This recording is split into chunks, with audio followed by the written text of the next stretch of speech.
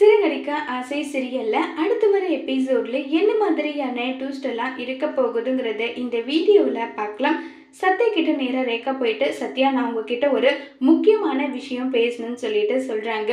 என்ன விஷயம் சொல்லுங்கன்னு சொல்லிட்டு கேட்டதும், சத்யா நான் உங்களை உயிருக்குயிரா காதலிக்கிறேன். நீங்க இல்லைன்னா எனக்கு லைஃபே கிடையாது. உங்களுடைய வீடு, நீங்க வாழ்ற வாழ்க்கை, இந்த மாதிரி சிம்பிளான வாழ்க்கை, இது எல்லாமே எனக்கு ரொம்ப பிடிச்சிருக்கு. நான் உங்களை உயிருக்குயிரா காதலிக்கிறேன்னு சொல்லிட்டு சொல்றாங்க. இங்க பாருங்க, நீங்க இருக்கிற ரேஞ்சுக்கு ஏணி வச்சா கூட எட்டாது.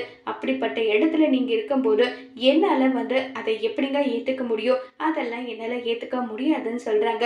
ப்ளீஸ் சத்யா, ஒருவேளை நீங்க மட்டும் என்ன காதலிக்கலன்னா எனக்கு உயிரை விட்டுறது தவிர எனக்கு வேற வழி தெரியல. தயவு செஞ்சு நீங்க என்ன கல்யாணம் பண்ணிக்கிறேன்னு சொல்லுங்கன்னு சொல்லி ரொம்பவே ஃபீல் பண்ணி வருத்தப்பட்டு கேட்டுட்டு இருக்காங்க. இதை கேட்டதும் என்னால முடியாதுன்னு சொல்லிட்டு சத்யா சொல்றாங்க.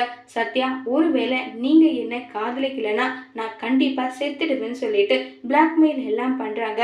இதை பண்ணதுக்கு அப்புறம் சத்யாவுக்கு என்ன சொல்றதுன்னே தெரியாம சத்யா ரொம்பவே வருத்தத்துல இருக்காங்க. இப்ப சத்யா ரேகாவை காதலிப்பாங்களா? ஒருவேளை சத்யா ரேகாவை காதலிச்சாலும் சிந்தாமணிக்கு மட்டும் விஷயம் தெரிய வந்தா சிந்தாமணி என்ன செய்வாங்க? சிந்தாமணி சத்யாவை கல்யாணம் பண்ணி கொடுப்பாங்களா இல்லையா? இதனால என்ன மாதிரியான பிரச்சனையை சத்யா சந்திக்க போறாங்கிறத வரப்போற எபிசோட்ல வெயிட் பண்ணி பார்க்கலாம். தேங்க்யூ.